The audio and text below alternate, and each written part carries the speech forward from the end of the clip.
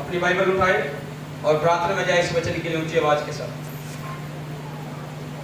मुंह खोलते हुए प्रार्थना करें ऊंची आवाज के साथ। मैंने मुंह खोलने के लिए बोला है, मुंह बंद करने के लिए नहीं। आंखें ऊंची आवाज के साथ, ऊंची आवाज के साथ।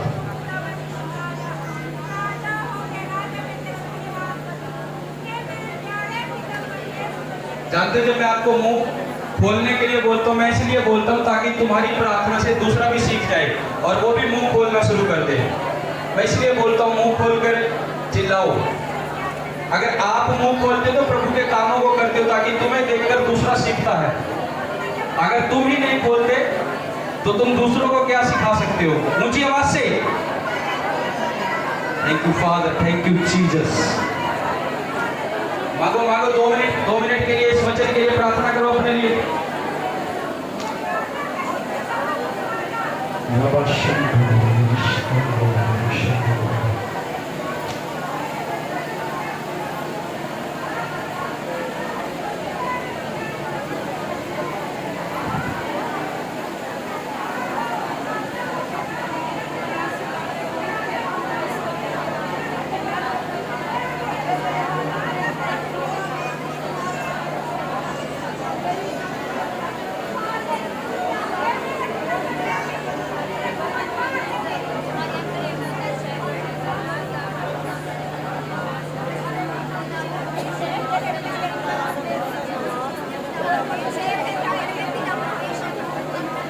ऊंची आवाज से बोलो, आज का वचन मेरे जीवन में 100 गुना फल लेकर आए। प्रभु इस वचन के अनुसार मेरा जीवन चले और मैं तेरे वचनों में बढ़ने पाऊं। प्रभु यीशु मसीह के नाम में आमीन। तारीफ करें ऊंची आवाज के साथ, ऊंची आवाज के साथ तारीफ करेंगे, ऊंची आवाज के साथ उसे महिमा देते हुए। Hallelujah, hallelujah. आज के वचन को बड़े ध्यान से आप लोगों ने सुनना है। जानते हो, आज मैं आप सबकी आत्मिक लाइफ के लिए भी प्रार्थना करूंगा कि आप आत्मिक लाइफ में बढ़ पाओ। हालेलुया। और हम आत्मिक लाइफ में तब बढ़ सकते हैं जब परमेश्वर का वचन भी हमारे अंदर हो। और इसलिए पहले वचन को सुनना है, जरूरी है। जब वचन के अनुसार, जब वचन को हम अच्छे से सुनेंगे और उसके अनुसार चलेंगे और जब आपकी आत्मिक लाइफ के लिए प्रार्थना होगी तो आप एक बदलाव देखोगे अपने लाइफ। Hallelujah, hallelujah. क्योंकि हम पिछले कई बुधवार से, जब से हम स्पेशल मीटिंग कर रहे हैं बुधवार की, हम इसलिए प्रार्थना करें कि जो लोग आते हैं उसमें वो आत्मिकता में बने रहे, आत्मिकता में बढ़े और प्रभु के वचन को सीख सके अच्छे से। Hallelujah, hallelujah. आज मैं आपको बताऊंगा, मैं बता रहा हूं, बहुत से ऐसे काम हमारे जीवन में हो सकते हैं जो परमेश्वर से हमें दूर करते हैं। एक विश्वासी के जीवन में भी ऐसे काम होते हैं बहुत बार जो परमेश्वर से हमें दूर कर देते हैं। और हो सकता है हमें उन कामों का पता हो, हमारे जीवन में ये काम अभी है और बहुत से लोगों को पता नहीं होता, अनजाने में वो काम होते हैं। लेकिन जब परमेश्वर का वचन आप समझ जाओगे तब आपको पता लगेगा कि क्या काम हमारे जीवन में सही है, क्या नहीं है। हालेलुया। परमेश्वर के वचन के द्वारा हम अच्छे से समझ पाते हैं और बढ़ पाते हैं। जब परमेश्वर का वचन जो है वो हमें आत्मिक लाइफ में, हमारी वो आत्मिक लाइफ में हमारी जीवन जल है, जब हम उस जल को लेते हैं तो हम बढ़ोतरी करते हैं। हालेलुया। यीशु मसीह ने क्या कहा? जीवन जल मैं हूं। यीशु मसीह जीवन जल है। और आत्मिक लाइफ में ग्रोथ करने के लिए, बढ़ती करने के लिए हमें उस जीवन जल को लेने की जरूरत है। और वो जीवन जल यीशु मसीह है। और वो यीशु मसीह, वो परमेश्वर का वचन जो आपके और मेरे घरों में है, वो जीवन जल है। जब आप उसे प्रतिदिन लेते हो, जब पढ़ते हो, तो आपकी आत्मिक लाइफ ग्रोथ करती है। लेकिन जब हम उसे नहीं पढ़ते हैं, हमें पता नहीं होता कि हमें बढ़ना कैसे है। आज मैं बताऊंगा कि हम पाप से कैसे बच सकते हैं, पाप से हमें कैसे दूर रहना है। याद रखना, अगर हम चाहे 1 साल, 2 साल, 4 साल, 5 साल, 8 साल, 10 साल के विश्वासी क्यों ना हो, अगर कोई पाप हमारे अंदर होगा तो वो हमें परमेश्वर से दूर करके रखेगा। हम कभी भी परमेश्वर के नजदीक जा नहीं पाएंगे। अगर पाप हमारे अंदर होगा, वो हमें दूर रखेगा करके, चाहे हम कितने ही साथ से, चाहे आप हर चीज, हर रेगुलर संडे आने वाले विश्वासी हो, दान भेंट दशमांश को बोलने वाले विश्वासी हो, अगर आपके अंदर पाप है फिर भी आप परमेश्वर से दूर रहो। जिसके अंदर पाप नहीं है, परमेश्वर उसकी प्रार्थनाओं को और उसके भेंटों को ग्रहण करता है। हालेलुया। जब कैन ने परमेश्वर पर भेंट चढ़ाई, जब कैन ने अपने भेंट यहोवा परमेश्वर के पास लेकर आया, कैन की भेंट स्वीकार नहीं की। क्यों नहीं की? क्योंकि वो पापी था।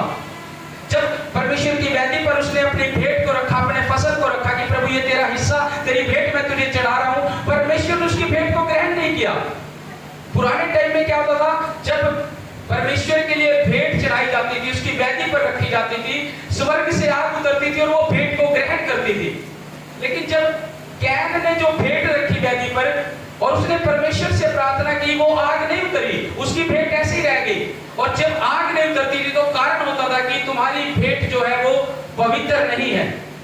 इस कारण परमेश्वर ग्रहण नहीं कर रहा उस भेंट को, उसकी कैन की भेंट ग्रहण नहीं की। और उसके भाई हाबिल ने जब भेंट रखी परमेश्वर की वेदी बनाकर, उसी टाइम स्वर्ग से आग उतरी और हाबिल की भेंट ग्रहण कर ली परमेश्वर ने। क्यों? क्योंकि हाबिल जो है वो परमेश्वर के लिए उत्तम देना जानता था, उत्तम करना जानता था, इस कारण क्योंकि वो पवित्रताई में होकर अपना जीवन चला रहा था। एक विश्वासी जब पाप में होगा, प्रार्थना नहीं पहुंचती परमेश्वर तक। कितने ही उपवास रख लो, कितने ही, चाहे रेगुलर संडे चर्च आने वाले हो आप, चाहे हर चीज में आगे हो, जब तक पाप आपके अंदर होगा, पाप आपकी प्रार्थना परमेश्वर तक नहीं पहुंचाता। जब पाप हमारे अंदर से बाहर होगा, पाप कुछ भी हो सकता है, पाप कुछ भी हो सकता है। ऐसा नहीं है कि कोई बड़ा काम करेंगे तो उसी को पाप होगा। अगर आपने छोटा भी पाप किया, वो छोटा पाप भी परमेश्वर से आपको दूर कर सकता है। हालेलुया। यदि परमेश्वर ने कहा पाप की जो मजदूरी है वो मृत्यु है, और एक विश्वासी को चाहिए पाप से दूर रहना, कि अपना जीवन पाप से हम कैसे बचा के रखें। जो व्यक्ति प्रार्थना करता है वो पाप से बचा रहता है, परमेश्वर उसका मार्गदर्शन करता है, परमेश्वर उसे लेकर चलता है। जो व्यक्ति प्रार्थना करने वाला होता है, प्रार्थना ऐसी नहीं कि जब दिल करा तो करी, नहीं तो नहीं। वो प्रार्थना जो प्रतिदिन, जैसे आप जब सुबह मॉर्निंग में उठते हैं, आपने एक अपना सिस्टम बना के रखा हुआ था कि सुबह उठना है, हमने नहाना, ब्रश करना, फिर चाय ले लिया, खाना खाना, फिर ड्यूटी पर चले जाना। ये आपका एक सिस्टम है जो आपने बना रखा है अपने रोज की जिंदगी के लिए। प्रार्थना का भी जब सिस्टम आपका होगा, उस समय आप पाप से बचे रहोगे। हालेलुया। हमें एक टाइम सेट करना है अपनी प्रार्थनाओं का भी, कि जो टाइम परमेश्वर ने दिया है उसी टाइम पर हमें बैठना है परमेश्वर के। हालेलुया। आज मैं आपको एक सीक्रेट दे रहा हूं कि आप प्रार्थना में बढ़ कैसे सकते हो। मैंने बहुत बार आपको सिखाया है, लेकिन आज मैं आपको बता रहा हूं, वो व्यक्ति मसीह में बढ़ सकता है जो प्रार्थना की और वचनों की अहमियत को समझता है। आप नोट कर सकते हो अपनी डायरी में। जो पहला पॉइंट मैं दे रहा हूं आपको, वो पॉइंट है आपकी प्रार्थना का समय एक हो। एक समय का मतलब है आप सप्ताह में 6 दिन आप काम काज करते हो और 7वें दिन जब यहाँ आते हो, जो समय है, मान लो मंडे आया, मंडे को आपने टाइमिंग रखी अपनी प्रार्थना की, वो आप कोई भी टाइम सेट करो। वो मैं ये नहीं कह रहा हूँ, मैं एक एग्जांपल दे रहा हूँ, आपको पता है कि आपका टाइम कितने बजे तक फ्री होते हो। मान लो आपने टाइम करा सुबह 9 बजे की प्रार्थना का, आपने 1 घंटे करनी है, 2 घंटे करनी है, 9 से 11 आपने प्रार्थना में बैठना है। दोपहर का जब भी टाइम लगता है, कुछ भाई कुछ बहनें कामकाज वाली, उनको दोपहर को नहीं टाइम लग सकता, जो लगता है, जो बहनें घर रहती है दोपहर का भी, जो दोपहर का टाइम है, अगर मान लो आपने 9 से 11 तो एक कर लिया, उसके बाद 2 बजे बैठे आप, 2 से 3 करिए आपने, या 2 से 4 करिए वो, और उसके बाद शाम का आपने देखा मान लो 8 बजे का टाइम रखा, तो 8 से 9 करो, 9 से 10 या 8 से 10 करो। कोई भी ऐसा टाइम एक करो, आप एक टाइम फिक्स करो। सोमवार में जो आपने टाइमिंग रख दिया है, मंगलवार को भी वही टाइमिंग हो, बुधवार को, यानी सब काम एक तरफ है।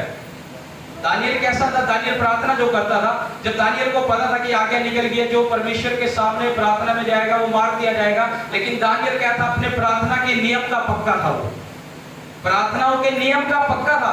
राजा ने आगे निकाल दी थी कि कोई भी किसी परमेश्वर की आराधना करेगा तो उसे मार दिया जाएगा, लेकिन दानियल ने क्या करा? दानियल डरा अपनी मार से, डरा कि मैं मर जाऊंगा। दानियल ने फिर भी उस कंडीशन में भी दानियल ने प्रार्थना की। यानी वो अपने समय के सिस्टम को जानता था कि जो मैंने जोड़ रखा है, मैंने दिन में 3 बार परमेश्वर की हजूरी में जाना है, चाहे मुझे मौत का सामना भी करना पड़ जाए। और उसने मौत का सामना किया, वो परमेश्वर की हजूरी में गया, उसने अपने प्रार्थना के सिस्टम को जाना, और तभी दानियल का जो हमने संडे को वचन सुना था, इसीलिए परमेश्वर ने उसके मान सम्मान को बढ़ाया, क्योंकि उसने उस आज्ञा को पूरी किया। उसकी प्रार्थना का एक नियम था। आज प्रार्थना का टाइम हम रखते हैं, विश्वासी क्या करते हैं, प्रार्थना का जब टाइम होता थोड़ी देर बैठ के, और जब टाइम भी होता है, अगर कोई वैसे फिजूल टाइम कहीं किसी मार्केट में जाना पड़ जाए, कुछ वैसा फिजूल जगह जाना पड़ जाए, वहां दौड़कर जाता है, प्रार्थना छोड़ देता है अपनी। हालेलुया। वो व्यक्ति कभी प्रार्थना में परमेश्वर को खुश नहीं कर सकता। पर्सन वो कर सकता है जिसकी प्रार्थना का एक नियम बना होगा, और नियम जो बनता है वो हमें दर्शाता है कि हम परमेश्वर से कितना प्रेम करते हैं, कि हमने एक अपना नियम बना रखा अपने परमेश्वर के लिए। Hallelujah, hallelujah. जैसे मैंने बताया था, एक कंपनी थी, वो कंपनी बहुत मतलब कि नाम उसका, उस कंपनी ने जो 6 दिन वो काम करती है, और 7वां दिन जो है वो अपनी कंपनी क्लोज रखती है, संडे के दिन क्लोज रखती है। वो एक बात बोलती है कि 7वां दिन हमारे परमेश्वर ने विश्राम के लिए ठहराया। वो 6 दिन और एक दिन की इनकम अगर उसकी पता करें तो करोड़ों में है। आप देखो, वो एक दिन करोड़ों में इनकम है, और वो 7वां दिन क्लोज रखता है, सिर्फ 6 दिन काम करता है। वो एक बात बोलता है, जो परमेश्वर क्या क्या उसको पूरी करना है। आज वो कंपनी पूरे वर्ल्ड में सबसे नंबर 1 है। क्यों है? क्योंकि उसने एक नियम बना रखा। 7वां दिन क्लोज है तो क्लोज है, चाहे कितने ही करोड़ों का नुकसान हो जाए। आज वो कंपनी पूरे वर्ल्ड में सबसे ऊपर है, नाम उस कंपनी का जो परमेश्वर के विश्राम दिन के लिए बंद रहती है। हालेलुया। लेकिन आज हम कितना परमेश्वर के नजदीक है। एक प्रार्थना, एक हमारी छोटी सी आज्ञाकारिता हमें पाप से बचा सकती है। हालेलुया। हमारी प्रार्थना में जब हमारा जीवन होगा, परमेश्वर हमें चलाएगा। एक वचन पढ़ो मेरे साथ, दूसरा पत्रस निकालो, उसका 3 अध्याय, दूसरा पत्रस 3 अध्याय, उसका 8 से, पेज नंबर 331, उसका 8 से। इसमें लिखा है कि हे प्रियो, यह बात तुमसे छिपी ना रहे कि प्रभु के यहाँ एक दिन 1000 वर्ष के बराबर है, और 1000 वर्ष एक दिन के बराबर है। प्रभु अपनी प्रतिज्ञा के विषय में देर नहीं करता, जैसी देर कुछ लोग समझते हैं, पर तुम्हारे विषय में वो धीरज धरता है, और नहीं चाहता कि कोई नष्ट हो, वरन यह कि सबको मन फिराव का अवसर मिले। हालेलुया। इसका 9 वचन देखो क्या बोल रहा है प्रभु, मिलकर पढ़ो कलीसिया। इसका 9, 3 का 9 पढ़ो, ऊंची आवाज से, ऊंची आवाज से, ऐसे नहीं।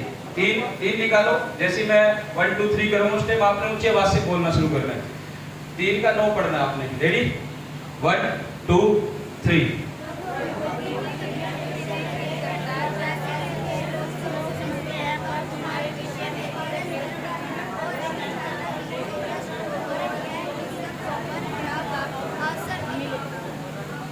आमीन। कह रहा प्रभु अपनी प्रतिज्ञा के विषय में देर नहीं करता, जैसा देर कुछ लोग समझते हैं, पर तुम्हारे विषय में धीरज धरता है कि कोई नष्ट ना हो। कह रहा तुम्हारे विषय में धीरज धरता है। बाइबल में लिखा है कि परमेश्वर जो है वो विलंब से क्रोध करने वाला परमेश्वर है। वो विलंब से क्रोध क्यों करता है? एक मनुष्य अगर पाप में पड़ा था, वो परमेश्वर देरी से क्रोध करेगा। देरी से क्यों कर रहा है? वो मौका देता है कि शायद अपने पापों से पश्चाताप करे और फिर से बच जाए। वो विलंब से क्रोध करने वाला। क्यों विलंब से क्रोध कर रहा है? क्योंकि वो आपको मौका दे रहा है कि तुम उस पाप से फिर जाओ, जो पाप तुम्हारे अंदर है, जो कभी तुम्हारे अंदर, उससे फिरो। क्योंकि परमेश्वर उस पाप से बचा के वो नहीं चाहता कि तुम नष्ट हो। कह रहे वो इसलिए देर करता है कि तुम नष्ट ना हो। और लिखा कि हर एक को मन फिराव का अवसर मिले। मन फिराव यानी अपने पापों से पश्चाताप का। वचन में लिखा कि हर एक को मन फिराव का अवसर मिले। जो पाप एक मनुष्य के अंदर है, जो कभी एक मनुष्य के अंदर है, परमेश्वर एकदम से नष्ट नहीं करता। कभी भी नहीं करेगा कि हम एक पाप में डूब रहे हैं तो हमें परमेश्वर एकदम से दंड दे देगा, एकदम से नष्ट कर देगा। नहीं, वो विलंब से। क्यों कह रहे? क्योंकि वो मौका दे रहा है, वो अवसर दे रहा है ताकि तुम मन फिरा सको और अपने पाप से दूर हो सको और परमेश्वर के नजदीक आओ। जो व्यक्ति प्रार्थना करने वाला है, परमेश्वर, जब हम हमारा जीवन जो है, जो हमारी लाइफ है, जब हम प्रार्थना में चलते हैं, याद रखना, जब आपका जीवन प्रार्थना वाला बन जाएगा, परमेश्वर आपको गाइड करता है कि ये तुम पाप में हो, अभी ये तुम्हारे जीवन में भी कमी है, इसको दूर करो। बहुत से लोगों को अपनी कमियां दिखाई देती होगी अपनी आत्मा में। वो कब? जब तुम प्रार्थना करने वाले और वचन को पढ़ने वाले होते हैं, उस समय परमेश्वर तुम्हें अपनी कमियों को दिखाता है। क्योंकि बाइबल बोलते हैं तुम्हारा विवेक ही तुम्हें दोषी और तुम्हारा विवेक ही तुम्हें निर्दोषी ठहराता है। वो युग कब काम कर रहा है विवेक? जब हम प्रार्थना में है। अगर प्रार्थना में नहीं है, वचनों में नहीं है, उसकी संगति में नहीं है, तो कितने ही पाप करे जाए हमें दिखाई भी नहीं देंगे कि हम गलत हैं। लेकिन जो व्यक्ति प्रार्थना करने वाला, वो उसे दिखाई भी देगा, उसे पता भी लगेगा कि मैं यहाँ पाप में हूँ, मेरी यहाँ कमी है। और जब हम उस कमी को दूर करते हैं, तब परमेश्वर की आशीष हमारे ऊपर पड़ती है। हालेलुया। कह रहा है कि वो बोल रहे कि हर एक को अवसर मिले ताकि मन फिराओ का। कह रहा है कि कुछ देर कुछ लोग समझते हैं, पर तुम्हारे विषय में धीरज धरता है, और नहीं चाहता कि कोई नष्ट हो, वरन सबको मन फिराव का अवसर मिले। और 10 में लिखा है, परंतु प्रभु का दिन चोर के समान आ जाएगा। उस दिन आकाश बड़ी हड़हड़ाहट के शब्द से जाता रहेगा, और तत्व बहुत ही तप्त होकर पिघल जाएंगे, और पृथ्वी और उस पर के काम जल जाएंगे। यानी जब परमेश्वर का दिन आएगा, चोर के समान आ जाएगा। हम नहीं जानते प्रभु यीशु मसीह का दूसरा आगमन कब हो जाए, हम नहीं जानते वो आज ही बादलों पर अपने लोगों को लेने आ जाए। अभी ये हमारी सोच काम कर रही होगी, नहीं अभी तो प्रभु को आने में टाइम है। वचन कह रहा है वो चोर के समान आएगा। क्या चोर का पता होता है किसी को कि वो आज घर में आएगा? अगर पता होगा तो वो जागेगा कि नहीं? तो प्रभु ने क्यों कहा कि प्रभु का दिन चोर के समान आएगा? वो क्यों आएगा चोर के समान? क्योंकि अभी तुमको ने अवसर दिया, मौका दिया है कि तुम पाप से फिर सको, ताकि तुम सही चल सको। प्रभु का दिन चोर के समान आएगा, और चोर के समान आएगा यानी कि हम नहीं जानते कि वो आज ही आ जाए। हालेलुया। मैं जब विश्वास में था, मुझे प्रभु ने एक स्वप्न दिखाया। मैं नहीं जानता, उस समय मैं उस स्वप्न को समझ नहीं पाया। मैं जैसे सुबह भोर की प्रार्थना करके मैं 1 घंटे के लिए सोया, मैं जैसे 1 घंटे के लिए सोया सुबह,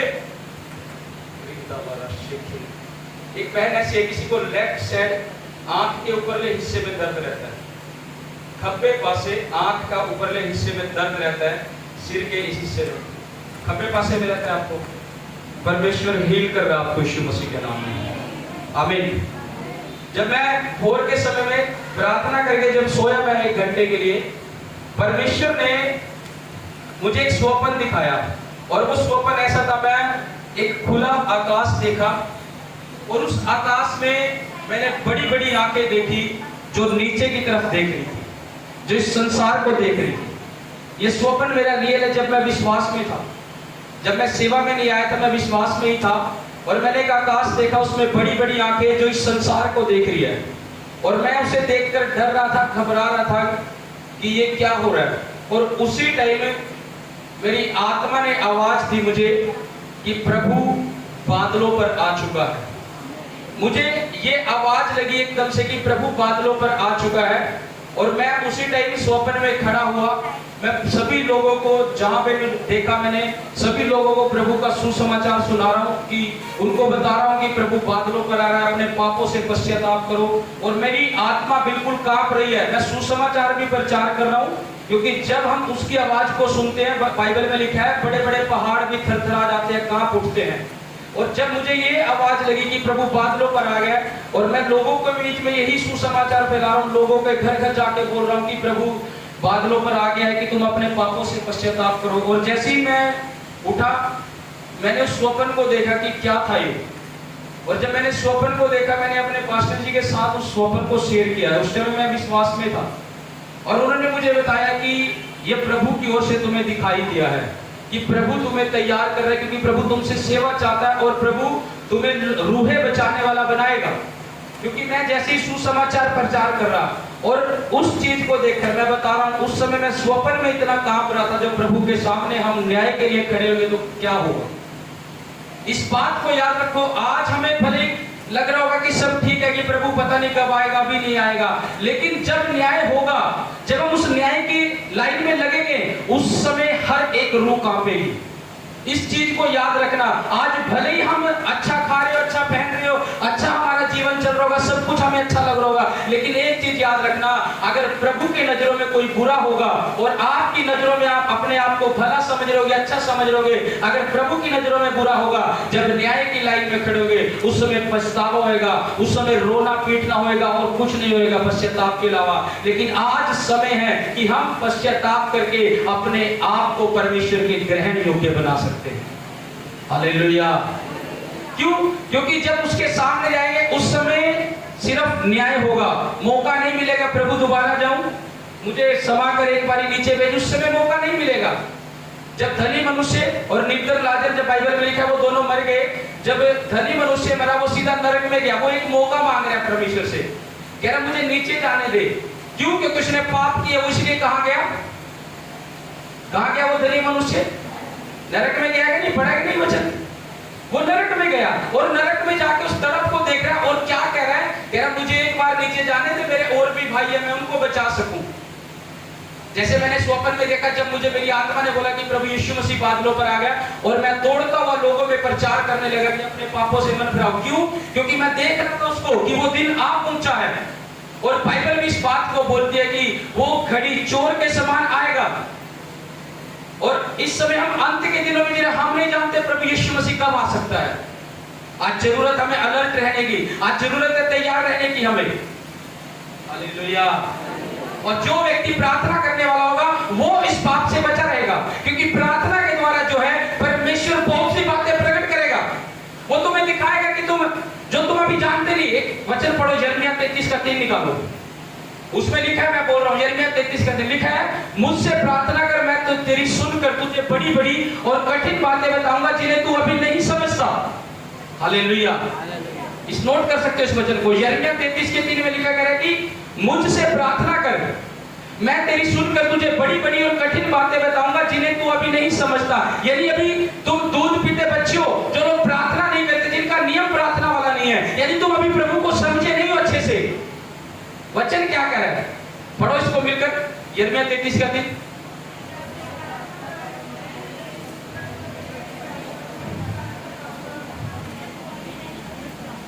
क्या कह रहा है कि मुझसे क्या कर? पहले मुझसे। कौन कह रहा है ये? वो क्यों कह रहा है मुझसे प्रार्थना कर? क्योंकि तुम अभी दूध पीते बच्चे हो, जिनका प्रार्थना का कोई नियम नहीं है, जिनका प्रार्थना का कोई रूल नहीं है। वो ये ना समझे कि हम प्रभु में बहुत बढ़ चुके हैं, जिन्होंने प्रार्थना का कोई नियम ही नहीं लगाया है, अपनी इच्छा से टाइम लगा तो बैठ के, नहीं तो नहीं चल रहा है, वो प्रभु में भी तैयार नहीं है। वचन कह रहा मुझसे प्रार्थना कर। इस वचन को नोट करो, लिखो। कह रहा कि जो प्रार्थना करने वाला व्यक्ति है, परमेश्वर क्या कह रहा है? मुझसे प्रार्थना कर, मैं तेरी सुनकर, कह रहा तुझे बड़ी बड़ी और कठिन बातें, क्या बता रहा? बड़ी बड़ी और कठिन बातें, कह रहा जिन्हें तू अभी नहीं समझता। यानी अभी समझ नहीं है। कितने लोग समझ रहे हैं मेरी बात को? यानी अभी समझ नहीं है हमें।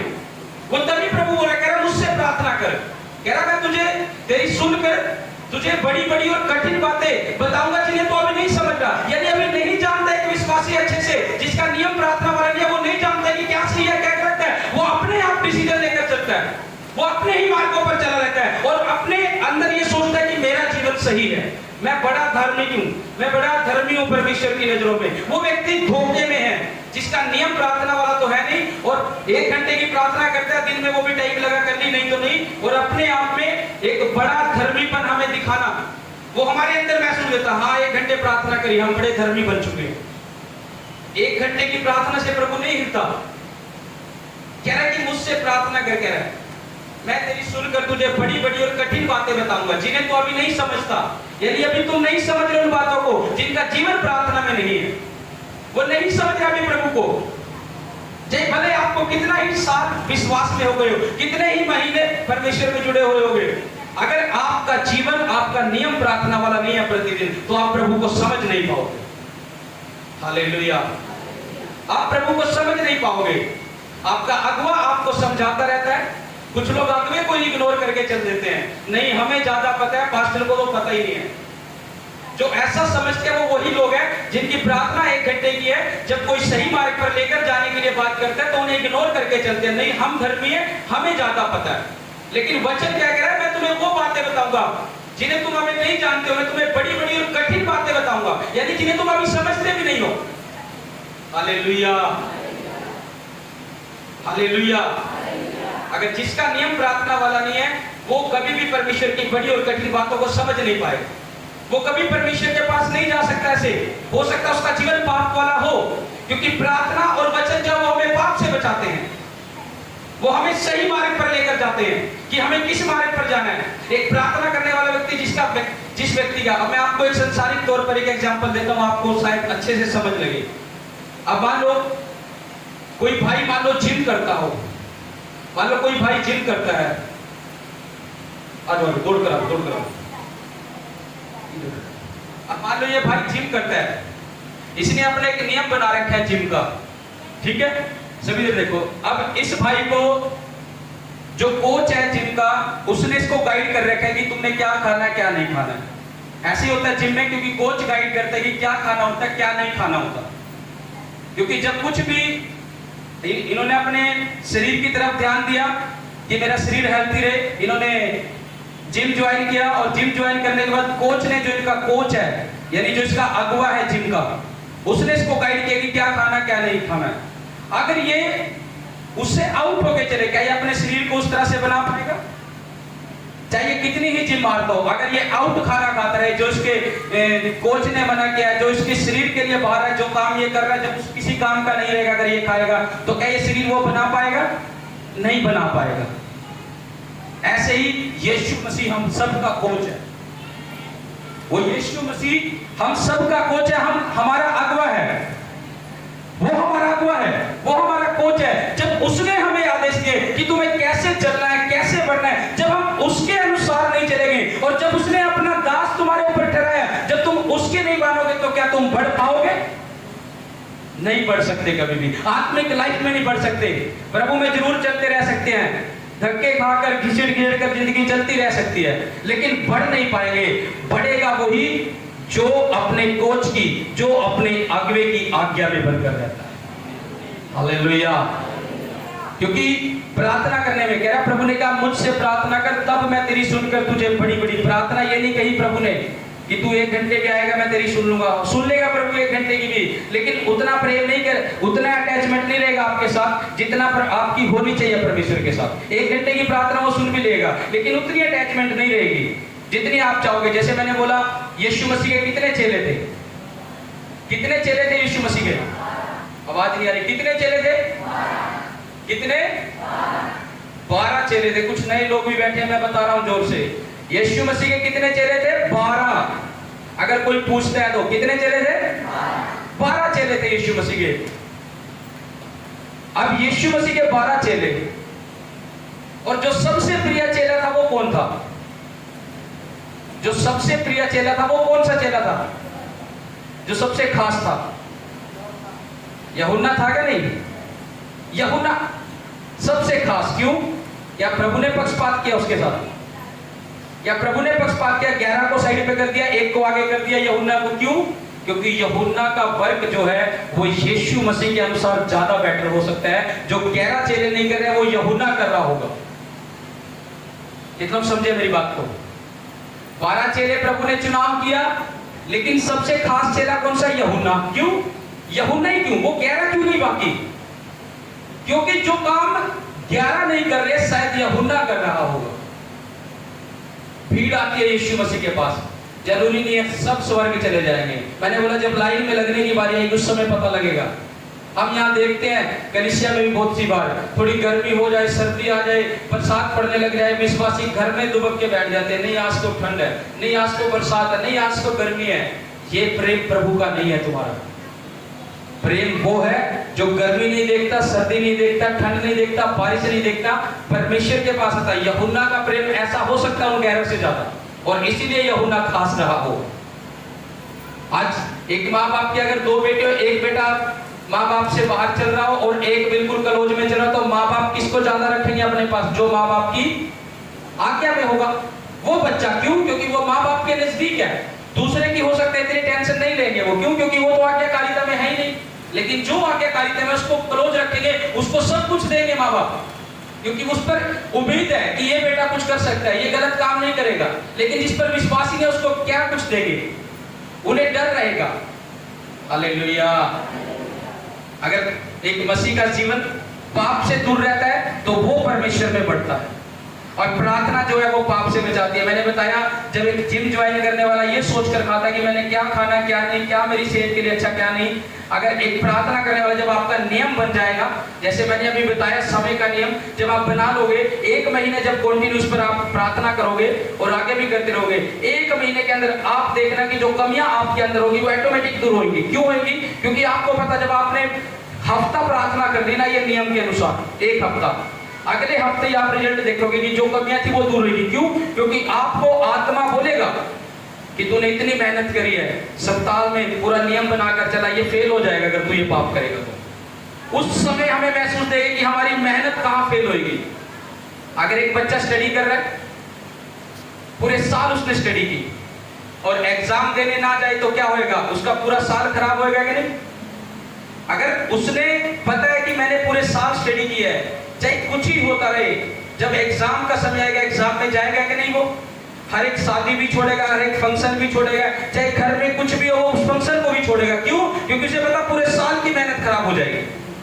जब आप नियम बनाओगे प्रार्थना का, उस समय कोई शैतान आपके जीवन में पाप लेकर आएगा, परमेश्वर आपको दिखाएगा जो तुमने नियम बनाया वो फेल हो जाएगा, और उस समय तुम्हें पछतावा लगेगा कि नहीं हमने ये पाप नहीं करने, क्योंकि हम नहीं चाहते मसीह में की गई मेहनत हमारी व्यर्थ हो जाए, हम ये नहीं चाहते हैं, और उस समय तुम पाप से बच जाओगे। कितने लोग समझे मेरी बात को?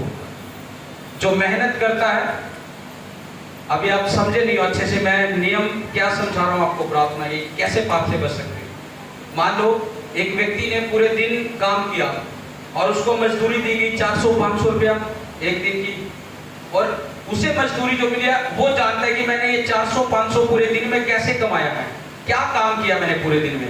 वो उस मेहनत को जानेगा कि नहीं? क्या वो उन पैसों को वैसे ही फिजूल में उड़ा देगा? क्योंकि उसे पता मैंने मेहनत से कमाया। जहां उसे 100 खर्च करना है वहां वो 50 कर सकता है, 30 कर सकता है, वो बचाएगा कि मैं बचाऊं, क्योंकि मुझे पता मैंने मेहनत कैसे करी है। जब एक व्यक्ति का जीवन प्रार्थना के नियम वाला हो जाता है, वो पाप से ऐसे ही भागता है, वो पाप में गिरता नहीं, वो जानता है कि मैंने नियम में कैसे मेहनत किया, मैंने ये काम नहीं करना है कि मैं जो मेहनत करी है मसीह में वो व्यर्थ कर दूं, वो दूर होएगा उस चीजों से। यानी प्रार्थना जो है, जो प्रार्थना की जाती है हमारे नियम से, परमेश्वर में पाप से दूर रखता है उनको। तभी परमेश्वर ने कहा मुझसे प्रार्थना कर, मैं तेरी सुनकर तुझे बड़ी बड़ी और कठिन बातें बताऊंगा जिन्हें तो अभी नहीं समझता, जिन्हें हम नहीं समझते हैं। अगर आपने अब तक नियम नहीं बनाया, चाहे आप कितने ही साल से विश्वास में हो, कितने महीने साल से नियम बनाओ, एक रूल रखो अपनी प्रार्थना का, और फिर देखो कि जो कमियां आपके अंदर है, पाप तो पाप है, चाहे चुगली, निंदा, बुराई, चाहे किसी को भला बुरा, चाहे गाली देना, ये सब पाप में आता। आप ये ना सोचना मैंने तो थोड़ी सी बात झूठ बोल दिया, फलाने की चुगली निंदा कर दिया, मैं तो थोड़ा सा बोला है, पाप तो पाप है। प्रभु ये नहीं कहेगा कि चल ठीक है तूने थोड़ा किया है तुझे माफ कर दूंगा। पाप तो पाप है, चाहे पाप आपने जितना ही किया हो। अब मान लो आपने अगर किसी के 10 रुपए निकाल दिए हैं, आप सोचोगे चलो, या आपने कोई सामान लेने गया किसी रेडी पर, उसके 10 रुपए वो आपको एक्स्ट्रा देगा, और आपको पता है कि इसने 10 रुपए एक्स्ट्रा दे दिया मुझे, और आपके मन में आएगा चलो रख लो कोई बात नहीं, देगा तो देगा, वो भूल गया होगा, तो आपने वो पाप कर लिया। आप सोचोगे कि ये 10 रुपए का पाप हुआ, लेकिन ये पाप उस 1 करोड़ के बराबर होगा जो 1 करोड़ का पाप आप करोगे। वो मायने नहीं रखेगा कि 10 रुपए आपने एक्स्ट्रा लिया, पाप मेरे लिए। और चाहे आप ये याद रखना कि मान लो आपने 1 करोड़ रुपया भी जिस दूसरे बंदे ने चोरी किया होगा, उसका पाप जितना होगा वो 10 रुपए का पाप उतना आपके अंदर होगा। पाप तो पाप है प्रभु की नजरों में। परमेश्वर संसार का नहीं है। संसारिक लोग देखते होंगे किसी ने इसकी गलती कम है, इसकी ज्यादा है, परमेश्वर तो सबको बराबर लेवल से देख रहा है। हालेलुया। इन चीजों से बचने के लिए हमें जरूरत अपनी प्रार्थनाओं का नियम बनाना। हालेलुया। परमेश्वर की प्रार्थना और उसका वचन हमें पाप से बचाता है। एक वचन पढ़ो, भजन संहिता 119 निकालो, उसका 105 आ जाओ।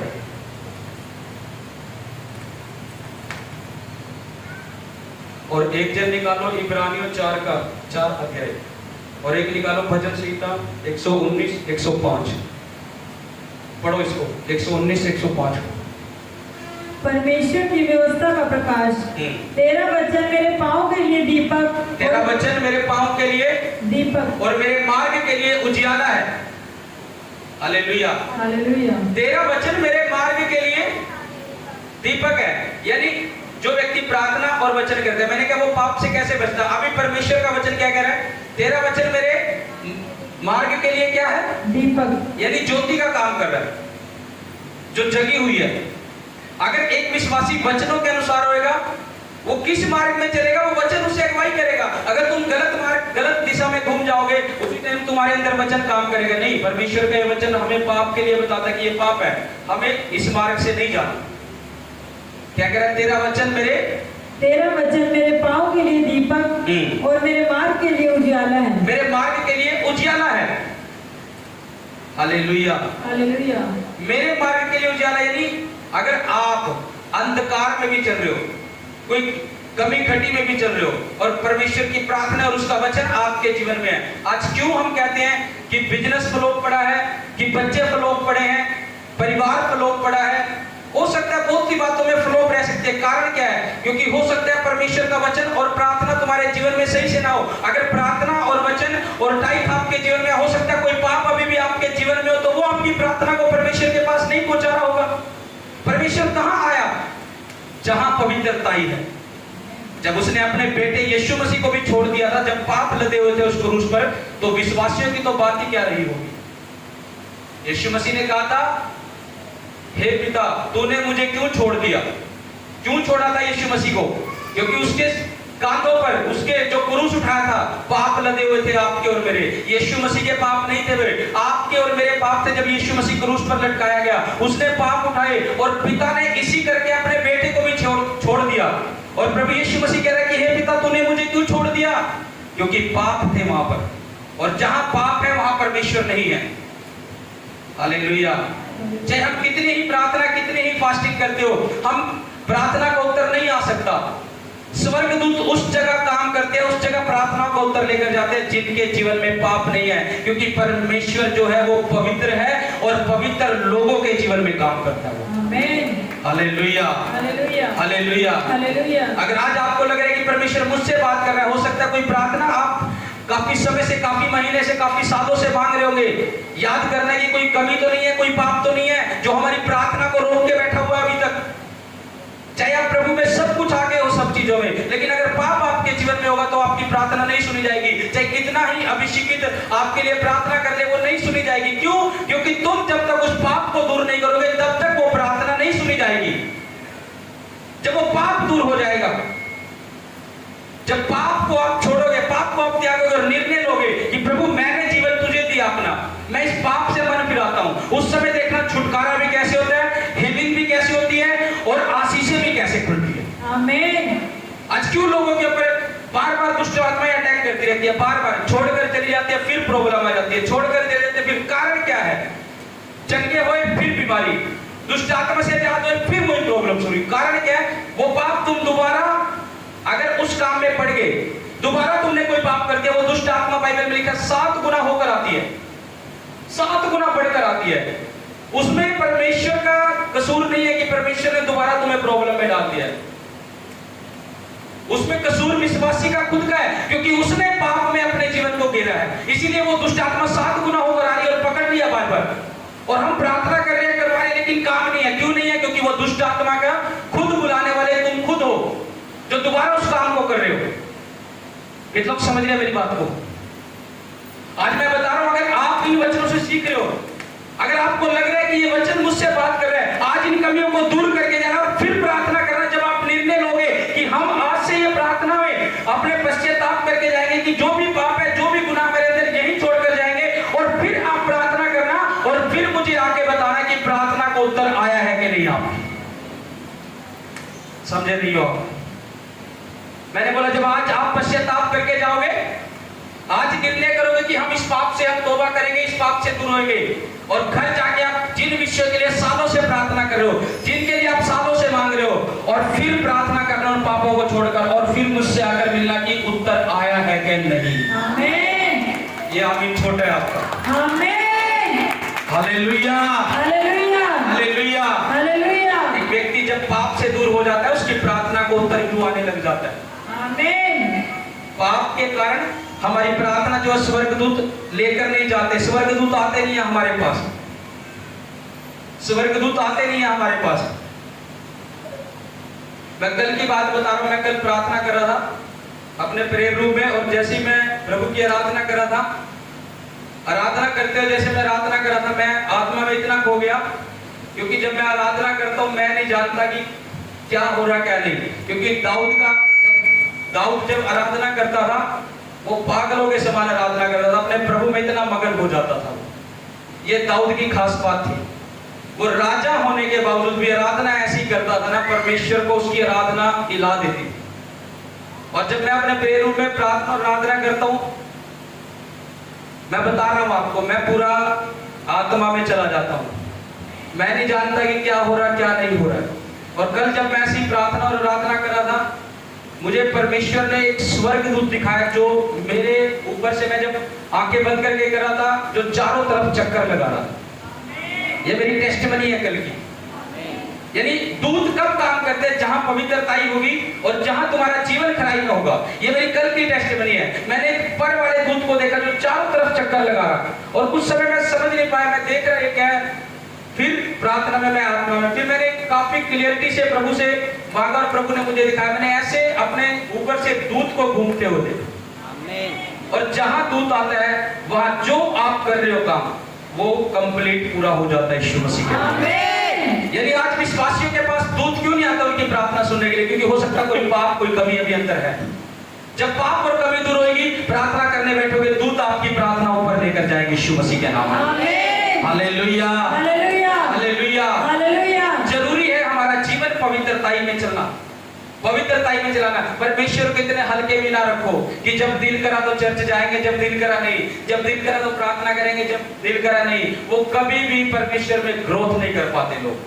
वो जलते तो रहते हैं लेकिन उनका जीवन उस पर स्ट्रगल में चलता रह सकता है। लेकिन जो पूरे नियम से प्रभु को, जब आपने अपना जीवन प्रभु को दे ही दिया है, अब चाहे मौत भी आ जाए, लिखा ना करेगा कि जिसने अपना हाथ हल पर रख दिया वो पीछे मुड़कर नहीं देख रहा। जो पीछे मुड़कर देख रहा है, यीशु मसीह ने कहा वो मेरे योग्य नहीं है। अब चाहे मौत भी आ जाए, कुछ भी हो जाए, परमेश्वर, जब हमें परमेश्वर ने चुन लिया और हमने परमेश्वर को जान लिया, कुछ ही होता रहे। याद रखना चाहिए, कितने ही बड़ा काम हो, कितनी ही बड़ी बातें हो, बाइबल में लिखा उन लोगों के लिए वो भलाई को लेकर आएगी जो लोग पवित्रताई में होकर चले। आमीन। कितनी ही बड़ी दुख, कितनी ही बड़ी समस्या आपकी लाइफ में क्यों ना चल रही हो, अगर आपका जीवन पवित्रताई वाला है, दुख में चल रहा है, परेशानी में चल रहा है, चिंता ना करो। ये जो भी प्रॉब्लम समस्या आ रही है, ये आपकी भलाई के लिए आ रही है, आपकी बढ़ती के लिए आ रही है यीशु मसीह के नाम। आमीन।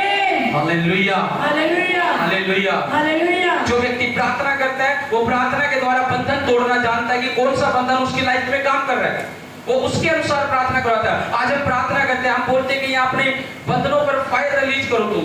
कुछ लोग देखते रहते हैं, कुछ लोग पूरी तरह से प्रार्थना में उस फायर के द्वारा बंधन तोड़ने में लग जाते हैं अपने, वो देखते नहीं है क्या हो रहा क्या नहीं है।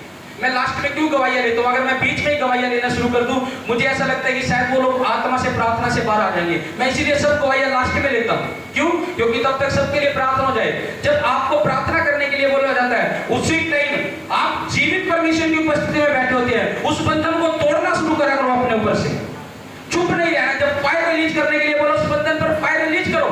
अगर नशे की आत्मा आपके जीवन में, उसको बोलो दुष्ट आत्मा को, है नशे की दुष्ट आत्मा, मैं तुझे इसी टाइम अपने पति के जीवन में से, अपने भाई के जीवन में से, जो भी आपके परिवार में है, कह रहा मैं तुझे फायर से जला रही हूं और भस्म कर रही हूं। जब आपकी प्रार्थना का समय, उसको फायर रिलीज करो उसी टाइम उस पर, और शैतान उसी टाइम भस्म होगा। आमीन। चाहे कोई बंधन क्यों ना, बिजनेसों का बंधन है और आपको लग रहा है आप नशे से नहीं दूर हो पा रहे हो, इसका बंधन है। आपको लग रहा है चुगली निंदा से आप दूर नहीं हो पा रहे हो, इसका बंधन है। उसको डांटो, उस आत्मा को उसी टाइम डांटो, उसी टाइम जब आप प्रार्थना में चले जाते हो, उसको फायर रिलीज करो, उसके जीवन से बाहर करो अपने।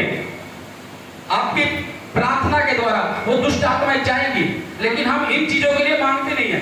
अगर कोई नशे का बंधन है या कोई ऐसा चुगली निंदा का बंधन है, कभी नहीं मांगोगा कि प्रभु ये बातें मेरे जीवन से दूर हो जाए। नहीं नहीं, ये बातें तो ठीक है।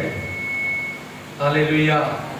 क्योंकि शैतान कभी भी ऐसी प्रार्थना नहीं करने देगा। आपको पता है कि आप पाप कर रहे हो, कभी भी आपने अपनी प्रार्थना में ये नहीं बोलोगे कि प्रभु मेरे अंदर चुगली का पाप है, निंदा का पाप है, बुराई का पाप है या फलाना पाप है, मैं इस पाप से आजाद होना चाहता हूँ, आजाद कर। कभी नहीं करोगा। 100 में एक आध होगा कोई जिसने प्रार्थना करी होगी और बाकी को पता होने के बावजूद भी कि ये पाप मेरे अंदर है, उसने कभी भी अपने लिए ये प्रार्थना नहीं की होगी कि प्रभु मेरे जीवन से ये पाप दूर कर। और मांग रहे हैं बड़ी बड़ी आशीष, वो मिल जाएगी ऐसे।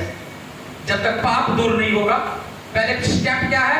पाप की, जो पश्चाताप की प्रार्थना, उनके लिए प्रार्थना करोगी प्रभु ये बंधन तोड़, मेरे जीवन में ये कमी है और प्रभु तू भी जानता है और मैं तेरे पास आया हूँ, तू इस बंधन से मुझे आजाद कर सकता है। ये पाप मेरे अंदर है, मैं मानता हूँ कि मैं पापी हूँ, मेरे को इस पाप से दूर कर प्रभु। जब आप ये प्रार्थना कंटिन्यू करने लग जाओगे, फिर देखना बंधन टूटता है कि नहीं आपकी लाइफ में से। हालेलुया। उसको तोड़ना जरूरी है बंधन को। आज बीमारी, समस्या, प्रॉब्लम बड़ी नहीं है, हो सकता है कोई पाप जो छोटा सा आपके अंदर है वो बड़ा बन के बैठा हुआ, जो आपकी प्रार्थनाओं को प्रभु तक पहुंचा नहीं रहा। Hallelujah, hallelujah. इसीलिए प्रभु ने कहा मुझसे प्रार्थना कर, मैं तेरी सुनकर तुझे बड़ी बड़ी और कठिन बातें बताऊंगा जिन्हें तू अभी नहीं। हालेलुया। और लिखा कह रहा है कि तेरा वचन मेरे पांव के लिए दीपक और मेरे मार्ग के लिए। हालेलुया। और इसका इब्रानियों 4:12 पढ़ो।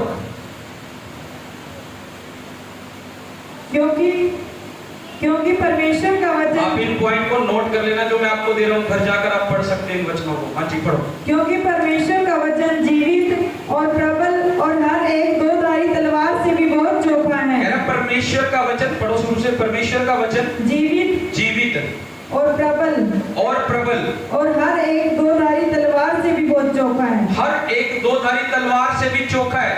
यानी दो-धारी तलवार कैसी है? जो इधर से भी काटती है, उधर से भी काटती है। कह रहा है उससे भी तेज है परमेश्वर का वचन, जो इधर से भी काटता है उधर से भी। यानी जब वचन आपके अंदर है, ये दो-धारी तलवार की तरह काम करता है। यानी आपके पाप को काटता है। इधर से भी अगर कोई कमी लग रही है आपको बताएगा, इधर से काटेगा, उधर से काटेगा। अगर आपके अंदर वचन होगा, कह रहा वो आपकी आत्मा को भी और बुद्धि को भी और मांस को भी छेद तो या आर पार छेदता है। पूरा करो इस वचन को। और हर एक दो-धारी तलवार से भी बहुत चोखा है और प्राण और आत्मा को और गांठ और गुद्दे को अलग करके आर पार छेदता है। आर पार छेदता है। हाँ, और मन की भावनाओं और विचारों को जांचता है। मन की भावनाओं और विचारों को जांचता है। अगर मन में पाप है या कोई ऐसे पाप की बात मन में आती है, अगर आपके अंदर वचन होगा तो वो जांचेगा, वो तुम्हें बोलेगा कि नहीं ये पाप है, इस बात को बाहर कर अपने जीवन से। जब वचन होगा, दो-धारी तलवार है, वो काटेगा। जब वचन ही नहीं है, अगर पाप आपके अंदर रहा तो किससे काटोगे आप? मान लो आप सब्जी तो ले आए घर पर और चाकू आपके घर में नहीं है, रसोई में नहीं है, क्या सब्जी काट दोगे? सब्जी कट जाएगी, बन जाएगी सब्जी। देखते रहना सब्जी भी कटती है कि नहीं। क्यों? चाकू नहीं है, वचन नहीं है तो पाप भी नहीं कट सकता। कह रहा वचन जो है वो पाप को काटेगा। वचन अंदर होगा और कोई पाप, अगर शैतान ने बात डाल दी कोई काम करने के लिए आपके जीवन में और आप उस बात को करने के लिए जब चलोगे, उसी टाइम वचन काटेगा उस बात को। कह रहा नहीं, परमेश्वर का वचन ये बोलता है हमें ये काम नहीं करना है। उसी टाइम वो दो-धारी तलवार की तरह उस बात को काटेगा। वो कब काटेगा? जब वचन अंदर होगा। जो व्यक्ति बाइबल पढ़ता होगा उसे पता होगा कि नहीं ये पाप है। जिसने कभी बाइबल ही नहीं पढ़ी, अगर वो काम भी करता जा रहा है कुछ भी, उससे क्या पता क्या पाप है और क्या सही है। आज मैं आपको ये सीक्रेट दे रहा हूं आपको कि आप कैसे प्रार्थना प्रभु तक पहुंचा सकते हो जल्दी। इन पाप को दूर करो, इन कमियों को दूर करो अपने जीवन से। जब आप पाप को दूर करोगे, कमियों को दूर करोगे, प्रार्थना का उत्तर ऑटोमेटिक आना शुरू हो जाएगा। Hallelujah, hallelujah, hallelujah, hallelujah. एक बार एक व्यक्ति गया, वो सेवा में भी था, पास्टरों के साथ रहता था। जैसे जहां भी प्रार्थना में जाना होता था, पास्टर के साथ चलते थे 3-4 लोग। और वो पास्टर के साथ जा रहा, सेवा में चल रहा, उसकी जेब में सिगरेट की डिब्बी। और पास्टर ने कई बार उसको पकड़ा, कई बार डांटा कि ये पाप है, तूने छोड़ना नहीं। पास्टर ने भी इसको इसलिए अपने साथ लगाया चल इसका जीवन बदल जाएगा, ये पाप से दूर नहीं हो रहा। लेकिन वो इग्नोर करता गया। जितना जितना पास्टर उसको सेवा में लेकर गया, उतना ही उसने छोड़ी नहीं, अपने पास्टर की बात भी नहीं मानी। और एक दिन जा रहा, जेब में सिगरेट की डिब्बी उसके, और प्रार्थना करने के लिए एक परिवार में। और जब प्रार्थना करने लगे और पास्टर ने बोला तुम थोड़े समय यहाँ खड़े हो और ध्यान रखो, मैं अभी आया थोड़ा बात तक। वो प्रार्थना करने लगे। दुष्ट आत्मा जिसकी जेब में सिगरेट की डिब्बी थी, वो दुष्ट आत्मा में प्रार्थना करने लगा और दुष्ट आत्मा ने सामान खाया घर में, कोई उस पर वार करने के लिए मारा। क्यों मारा दुष्ट आत्मा ने? क्योंकि पाप खुद उसके अंदर है। पहले दुष्ट आत्मा किससे डरती है? अभिषेक से। जो व्यक्ति नशे में पड़ा है, सिगरेट उसकी जेब में, और वो प्रार्थना कर रहा है दुष्ट आत्माओं के लिए, वो प्रार्थना कर रहा है दूसरों के लिए, क्या दुष्ट आत्मा निकल जाएगी? वचन में लिखा है शैतान शैतान को नहीं निकाल सकता। हालेलुया। और जब पास्टर ने देखा, उसी टाइम पास्टर आया, उसने दुष्ट आत्मा को पकड़ा, बचाव किया। यानी कि जब तक पाप अंदर है, तुम कितना ही प्रार्थना कर लो, दुष्ट आत्मा तुम्हारे ऊपर अटैक कर सकती है। जब तुम प्रार्थना कर रहे हो, जब तुम दूसरों के लिए प्रार्थना कर रहे हो, दुष्ट आत्मा तुम पर अटैक कर सकती है। क्यों? क्योंकि तुम अभी पूरी तरह से तैयार नहीं हो, तुम्हारे अंदर बहुत कमी है। और पास्टर ने उसको डांटा, उसको अलग कर दिया कि आज से मेरे साथ नहीं आना तूने। उसको उस टाइम से साथ नहीं लिया, और उसको ये बात बड़ी चुभी कि पास्टर ने सेवा से अलग कर दिया मेरे को। क्यों? क्योंकि सेवा पवित्र है, और पवित्र लोग यीशु मसीह की सेवा कर सकते हैं। आमीन। हालेलुया। हालेलुया। और उसको ये बात चुभी, और मैं बता रहा हूँ, उसने एक निर्णय लिया। उसी टाइम वो सिगरेट की डब्बी ली, तोड़ी, फेंक दी, और थोड़े समय के बाद वो एक खुदा का दास बन गया। बहुत अच्छा। आमीन। क्यों? क्योंकि उसने उसी टाइम निर्णय लिया। उसे वो बात लगी कि जब पास्टर ने उसको डांटा, उसने उस डांट को ग्रहण किया कि हाँ ये गलत है। पास्टर ने बोल दिया आज के बाद मैं तुझे नहीं लूंगा अपने साथ। उसको ये बात चुभी, फिर वो कलीसिया में चला, कई सालों तक अच्छे से चला, वो सब पाप दूर हो गए, और प्रभु ने उसे अपने सेवक के लिए चुन लिया। यदि परमेश्वर काम कब करता है? जब पाप दूर हो जाता है एक विश्वासी के जीवन से। जब तक पाप दूर नहीं होता, तब तक परमेश्वर को आप खुश नहीं कर पाओ। पाप के द्वारा तुम्हारी प्रार्थना रुक रहेगी। और लिखा है कि जो परमेश्वर का वचन है वो पाप से लड़ता है हमारे लिए, वो पाप से लड़ता है, और उस पाप से हम जब लड़ेंगे वचन के अनुसार, तब हम जीत पाएंगे। एक वचन और पढ़ो इसका, यशायाह की किताब में निकालो 55 का 10 और 11। नोट करो इस पॉइंट को भी, यशायाह 55 का 10 और 11। ये मैं प्रार्थना के वचन दे रहा हूं। जो वचन जो है वो जीवन को बदलने की भी सामर्थ्य रखता है। परमेश्वर का वचन, जिस किसी का जीवन पाप में है, परमेश्वर का वचन, क्योंकि हम भी पापी थे, जब परमेश्वर का वचन है, जब भी हमारा जीवन बदला है। जिसने उस वचन की अहमियत को समझ लिया, उसका जीवन बदल गया। पढ़ो इसका 55 का 10 और 11।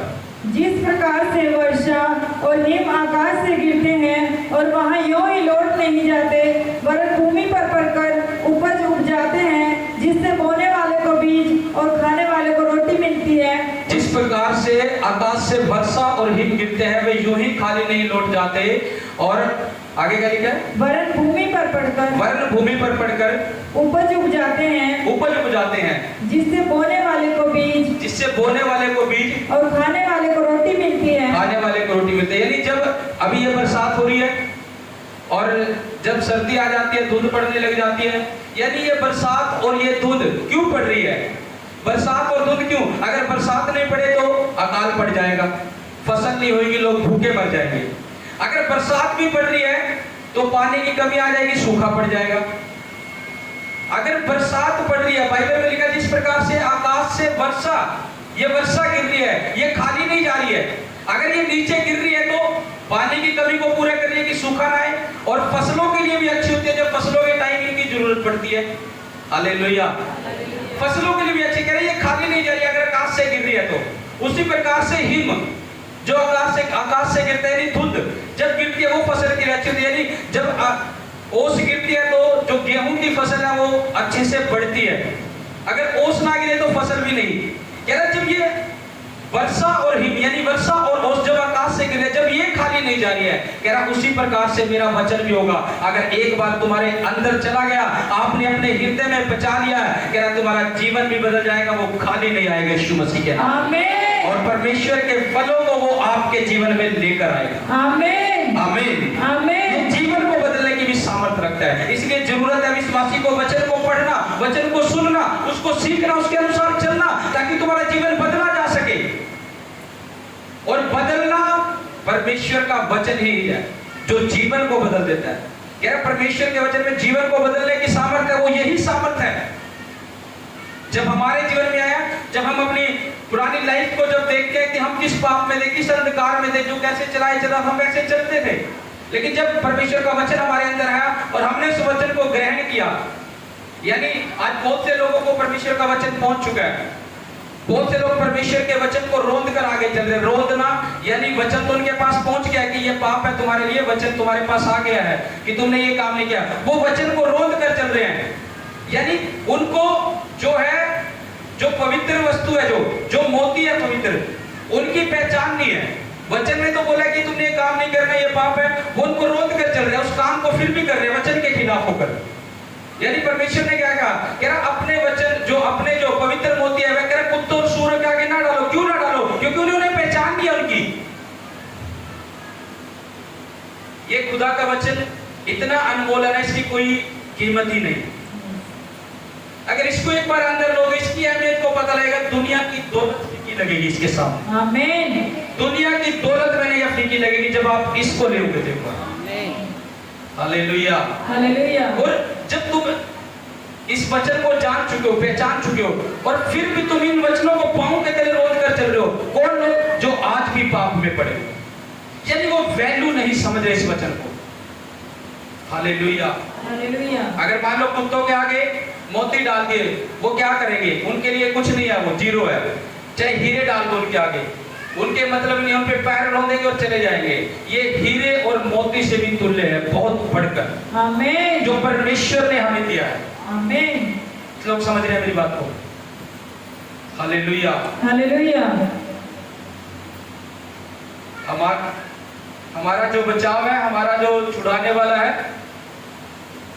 वो प्रभु यीशु मसीह के लहू से हुआ, उसके बलिदान से हुआ है। आमीन। उसके बलिदान को याद रखो कि उसने हमें कैसे छुड़ाया है। और उसने इसीलिए नहीं क्रूस पर लटका था यीशु मसीह सिर्फ कि उसने ये देखा था कि मेरे लोग कमी में है, घटी में। उसने एक चीज देखी थी कि मेरे लोग, हो सकता है यीशु मसीह के टाइम में भी बहुत से परमेश्वर के लोग हो सकता है अच्छा खा रहे होंगे, अच्छा पहन रहे होंगे। यीशु मसीह ने इसलिए नहीं कहा था कि ये सब अच्छे से मतलब कि खाएंगे पिएंगे। उसने एक चीज देखी थी कि ये संसार तो इनके जो जीवन है इसमें तो चल जाएगा, लेकिन इसके बाद का जो जीवन है वो चाहे कोई यहाँ पर कितना ही धनवान क्यों ना हो, यहाँ पर कितना ही धन दौलत वाला क्यों ना हो, अगर परमेश्वर के वचन की दौलत उसके पास नहीं है तो वहां वो उसी स्थान में जाएगा जो शैतान के दूतों के लिए रखी हुई है। और यीशु मसीह ने इसीलिए बलिदान दिया था ताकि एक एक रूह बच जाए। जब मैं बलिदान होऊंगा इनके लिए, तो जो ये नीचे वाले लोग होंगे, जितने मेरे बलिदान पर विश्वास करेंगे और मेरे वचन के अनुसार चलेंगे, यीशु मसीह ने कहा वो नाश नहीं होंगे, अनंत जीवन को पाएंगे। Hallelujah, hallelujah.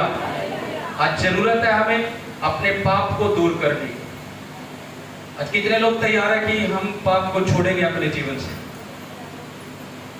आज मैं बता रहा हूं, पाप तो पाप, आप ये ना सोचना ये तो छोटी सी कमी तो है मेरी, थोड़ी सी बात ही तो है जो मेरे अंदर है, ऐसा नहीं सोचना। जो थोड़ी सी सोचोगे थे, वचन में लिखा है छोटा सा पाप, कह रहा है जैसे एक स्त्री जब बच्चे को जन्मती है, यानी पाप जो है गर्भ के समान बढ़ता है।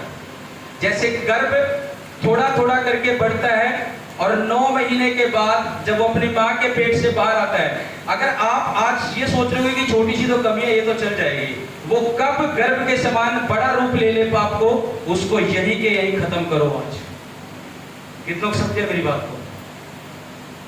मैं कह रहा हूं आज ये ना सोचना कि छोटी सी तो कमी है चल जाएगी। वचन बोलता है कि पाप जो है गर्भ के समान बढ़ता है। वो थोड़ा थोड़ा पाप आपकी नजरों में तो कब बढ़ जाएगा आपको नहीं पता लगेगा। इसलिए उस थोड़े पाप को भी यही खत्म करके जाओ और प्रभु के सामने पश्चाताप करके जाओ कि प्रभु हम तेरे अनुसार चलेंगे। कितने लोग समझे मेरी बात को? आज मैं आपको बता रहा हूं, जब आज आप पश्चाताप करके जाओगे, जब आज आप पश्चाताप करके जाओगे, मेरा परमेश्वर, खड़ी हो बहन, ये ग्रीन सूट वाली मुझे दिखाई नहीं दे रही अच्छे से, सेकंड लास्ट, ये पहले नंबर की खड़े कर, इधर इधर वाली, इधर वाली खड़ी कर, इसको खड़ी कर, खड़ी हो बहन, हाथ फुला, साइड को हो जा, साइड नहीं करते, हाथ फुला, लाइन से बाहर कर दे, हाथ फुला, हाथ फुला, इधर देख। तेरे पेट में समस्या रहती है कुछ? पेट में किसके प्रॉब्लम रहती है तेरे? पेट क्या करे? ऊंची आवाज से बोल, क्या करे? दौड़ के जा, दौड़ के, हाथ फैला, हाथ फैला, दौड़ के जा, दौड़ के जा। पूछ इससे क्या करे?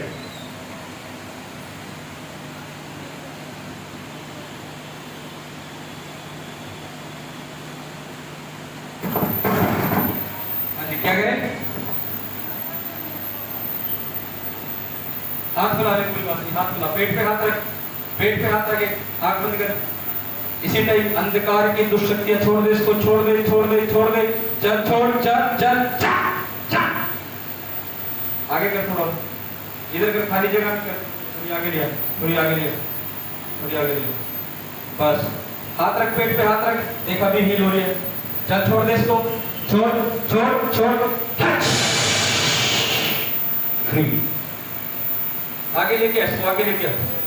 Thank you Jesus, thank you lord. इधर देख, इधर देख, खड़ी रहिए, खड़ी रहिए, खड़ी रहिए, खड़ी रहिए, इधर देख।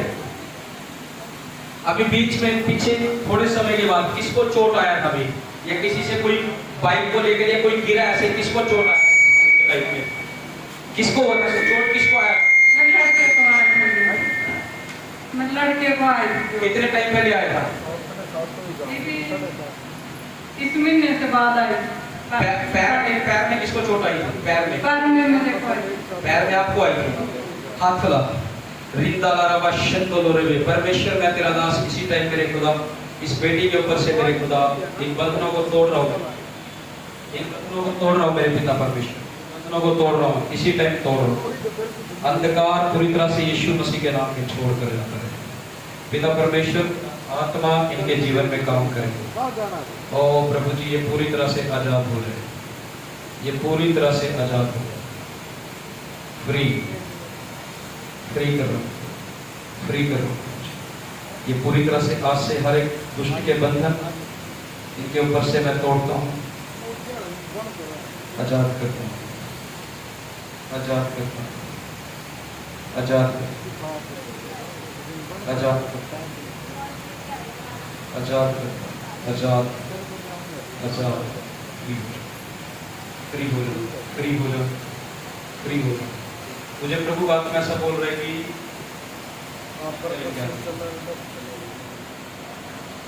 मैंने ऐसा देख रहा हूँ, प्रभु बात में मुझे एक बात बोल रहा है। मैं नहीं जानता जो आज का वचन प्रचार हुआ है इसको अपने अंदर प्रचारे। बहुत से लोग तुझे गलत मार्ग पर चलाएंगे, प्रभु से अलग। समझ रही मेरी बात? समझ रहे? ऐसा कौन बोलता है ऐसा कि जो परमेश्वर के भवन से दूर होने के लिए? मैं करा मेरे सासू के भाई भी हैं, माँ जी है, सारे हैं, मैंने उसको समझ रहा हूँ। फलानी जगह जा, ये कर, वो कर। लेकिन परमेश्वर मुझे कह रहा है अगर तू विश्वास रखेगी, अगर तू विश्वास करेगी, परमेश्वर इन सब चीजों से तुझे छुटकारा देगा यीशु मसीह के नाम में। और खुदा इन बातों से तुझे छुड़ा रहा है। मैं देख रहा हूँ जो भी लोग तुम्हें गलत मार्ग पर चलाने के लिए सोच रहे हैं, जो प्लानिंग है शैतान की, आज वो दुष्ट शक्तियां तुम्हें छोड़कर जा रही है यीशु मसीह के नाम में। पिता परमेश्वर मैं तेरा दास इस बेटी को मेरे खुदा टोटल हील करता हूँ मेरे खुदा, और परमेश्वर पिता तेरा आत्मा मेरे खुदा इनके जीवन में काम करे। आमीन।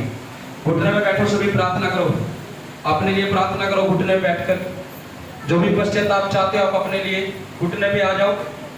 जिनको लगा है कि